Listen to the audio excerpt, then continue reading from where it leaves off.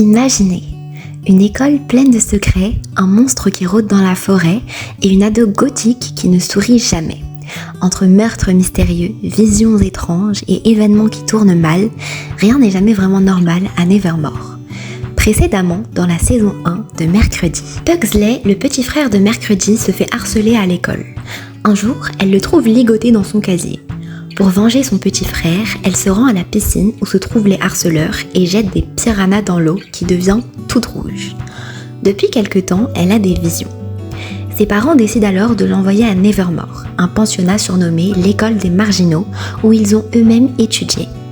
Lors de l'entretien avec la directrice Larissa, ancienne camarade de sa mère, Mercredi est prise en charge et installée dans sa chambre. Là, elle rencontre Enid, sa camarade de chambre, très colorée et vive, qui lui fait visiter l'école. Enid lui montre Ajax, un élève dont la tête est couverte de serpents, c'est une gorgone. Elle croise aussi Bianca, une sirène, ancienne petite amie de Xavier, un artiste torturé, dont la rupture reste mystérieuse. La relation entre Mercredi et sa mère apparaît compliquée. Ses parents la laissent à Nevermore en lui envoyant la chose, une main autonome pour la surveiller. Parallèlement à cela, un campeur est démembré dans les bois par une créature non humaine et le shérif de la ville suspecte un lien avec Nevermore. Mademoiselle Thornhill, la seule professeure normie de l'école, vient lui dire qu'ici elle est comme leur mère. Mercredi se bat contre Bianca dans un combat à l'épée et perd. Une gargouille menace de lui tomber dessus et alors qu'elle l'attend, Xavier la sauve. Elle se rend compte que la chose la suit et parvient à l'attraper. Plus tard, Mercredi est emmenée à Jericho, la ville voisine, pour un rendez-vous avec une psychothérapeute. Son but est de s'échapper. Pendant la séance, elle joue un peu le jeu, puis fuit par la fenêtre. Elle va dans une boulangerie et rencontre Tyler et répare sa machine à café. Elle lui demande de la conduire à la gare à la fin de son service. Des jeunes pèlerins, dont Lucas, le fils du maire, attaquent Mercredi qui les met rapidement à terre. Larissa vient la chercher. En rentrant à Nevermore, Mercredi aperçoit l'homme de ses visions, mort. Rowan, le marginal de l'école, se rend dans une bibliothèque, arrache une page d'un livre où l'on voit une fille ressemblant à Mercredi en train de combattre quelqu'un. Enid, qui est un loup-garou, n'a pas encore transmuté, ce qui pose problème. La nuit, Mercredi envoie la chose chez Tyler pour le contacter et lui donner un numéro. Elle prévoit de s'échapper avec lui lors de la fête des moissons.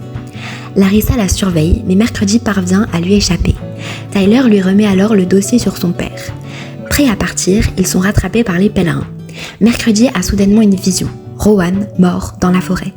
En s'y rendant pour le prévenir du danger, Rowan la colle à un arbre par télékinésie et lui annonce qu'il doit la tuer en lui montrant le dessin fait par sa mère qui lui avait dit que s'il la voyait, il devait l'arrêter car elle détruirait l'école.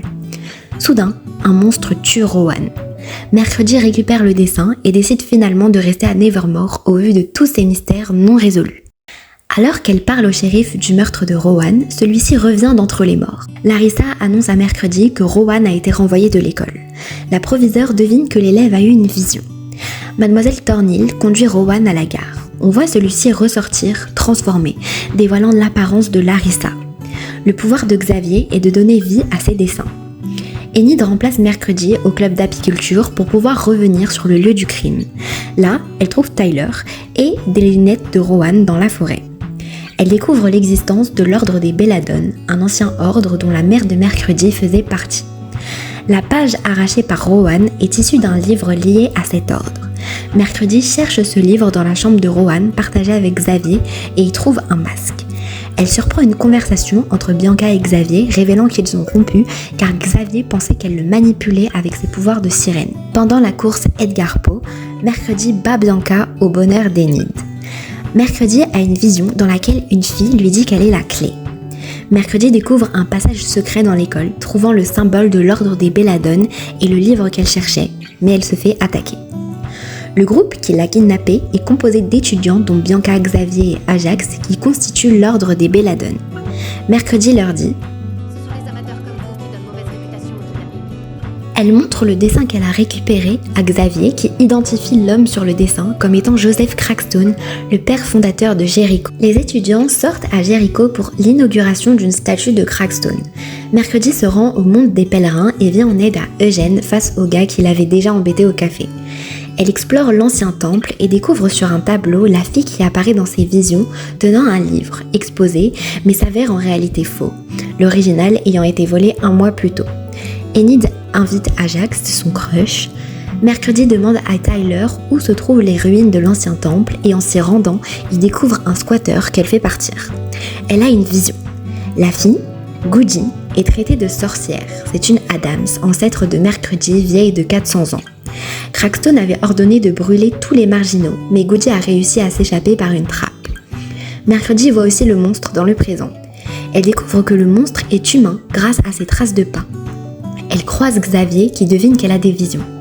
Elle retourne en ville et, sur ordre de Mercredi, la chose brûle la statue inaugurée par le maire.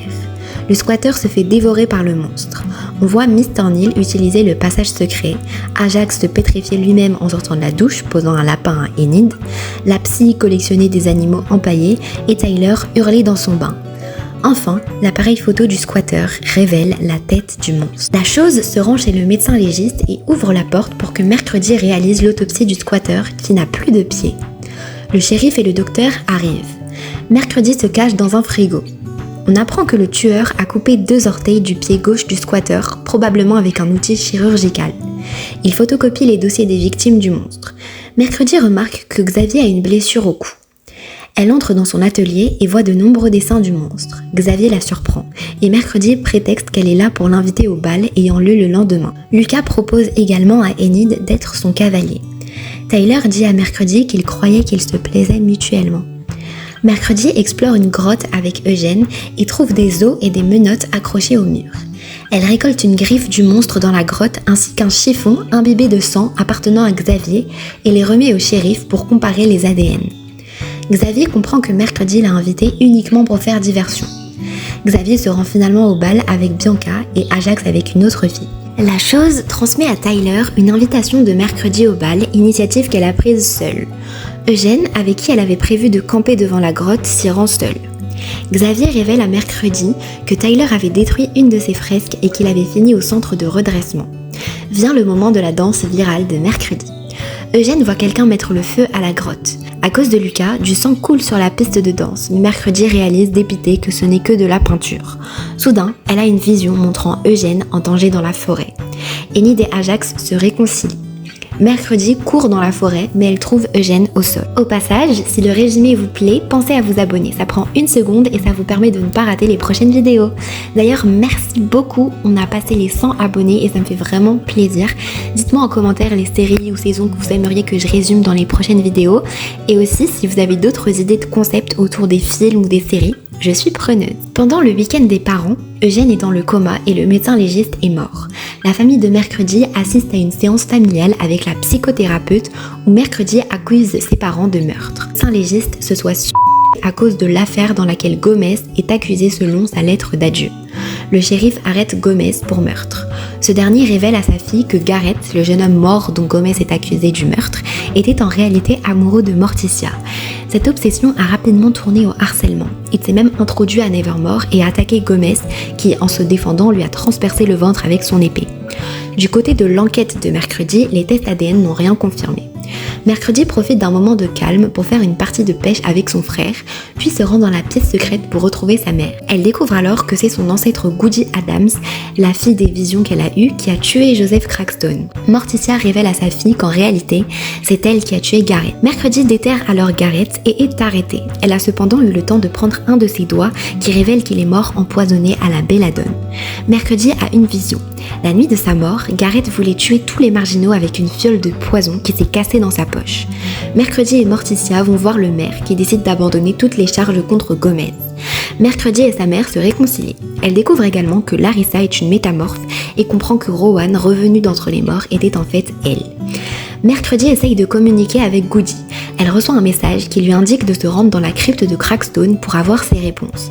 Enid l'accompagne, mais cela se révèle être une fête surprise pour son anniversaire. Lors d'une vision, Goody lui montre un lieu qu'elle doit absolument retrouver. Xavier reconnaît l'endroit que Goody a montré à Mercredi. C'est l'ancienne maison des Gates, la famille de Garrett. Mercredi se rend à la maison, mais elle voit le maire en sortir. Elle se cache dans le coffre de sa voiture. Il démarre dans le but d'aller retrouver le shérif et lui annoncer une vérité qu'il a découverte, mais se fait renverser par une voiture. Mercredi Mercredi emmène Tyler et Enid chez les Gates où ils découvrent dans le garage la voiture qui a renversé le maire. Ils découvrent aussi une pièce secrète, un hôtel dédié au fondateur de Jericho, Crackstone. Ils se séparent pour explorer les lieux et découvrent une chambre appartenant à Laurel Gates, parfaitement rangée et sans poussière, comme si elle était encore utilisée. En fuyant le monstre, ils découvrent les membres découpés des victimes. Ils croisent Xavier et lorsqu'ils retournent avec le shérif à la maison, tout a disparu. Mercredi découvre qu'elle est espionnée et photographiée. À l'hôpital, le maire se fait débrancher. Le lendemain, c'est l'enterrement du maire. L'oncle de Mercredi arrive et elle lui montre le dessin du monstre qu'il identifie comme un Hyde. Mercredi soupçonne Xavier d'être le monstre car il était toujours présent lors des attaques. Son oncle lui montre un journal recensant tous les marginaux, révélant que le Hyde a un maître qui l'a libéré. Ils ont donc affaire à 2 tueurs. Ils installent un mouchard sur le vélo de Xavier et le suivent. Il rejoint la psy. À son retour à Nevermore, Mercredi trouve sa chambre sans dessus-dessous, la chose ayant été poignardée. Son oncle la réanime avec son électricité. Il lui explique qu'il y a 30 ans, les Hyde ont été bannis de Nevermore. Lucas, via Bianca, révèle à Mercredi que le maire menait des recherches sur Laurel Gates, présumée noyée sans que son corps n'ait été retrouvé avant de mourir. Laurel serait revenue à Jericho pour se venger de Nevermore. C'est donc Laurel qui manipule le Hyde. Mercredi pense d'abord que c'est la psy, mais elle est attaquée par le monstre et décède. Mercredi attend Xavier dans son atelier pour le confronter et découvre une œuvre représentant la psy, griffée par le monstre, ainsi qu'un objet appartenant à chacune des victimes. Xavier est arrêté. Mercredi et Tyler s'embrassent, mais une vision lui révèle que le monstre est en réalité Tyler. Mercredi prétexte de devoir s'en aller et il se retrouve un peu plus tard dans la forêt où elle le ligote et lui révèle qu'elle connaît la vérité. Sa mère était une Hyde et Tyler en est également un. Les élèves préviennent la proviseure qui appelle le shérif car Mercredi est sur le point de torturer Tyler. Au poste, Tyler se moque de Mercredi et lui demande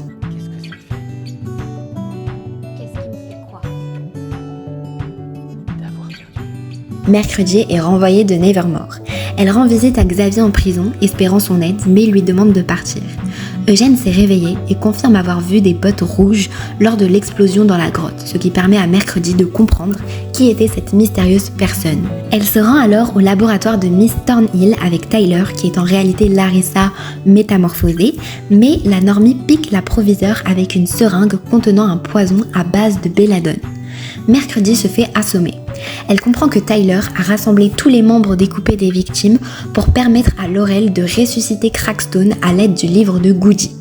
Grâce aux objets et au sang de Mercredi, Laurel réussit à ramener Crackstone à la vie, qui poignarde Mercredi. Goody rend visite à Mercredi dans une vision et lui dit qu'elle doit poignarder Crackstone en plein cœur.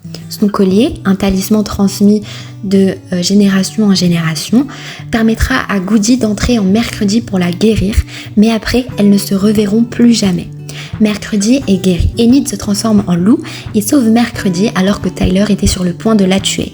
Mercredi retourne à Nevermore et affronte Crackstone dans un combat violent qu'elle remporte en le tuant. Laurel arrive avec un pistolet, mais Eugène intervient avec ses abeilles. S'ensuit un moment qui m'a touchée.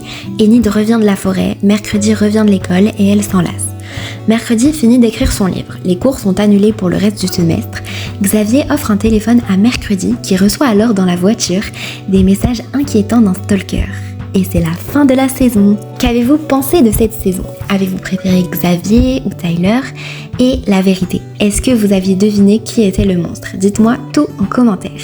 On n'a plus qu'à attendre la saison 2 qui s'annonce macabre et pleine d'action. Je vous sortirai une vidéo spéciale avec mon avis à chaud une fois la deuxième partie publiée et puis une vidéo résumée de la saison 2 car la série a été renouvelée pour une 3e saison. D'ailleurs, petite question.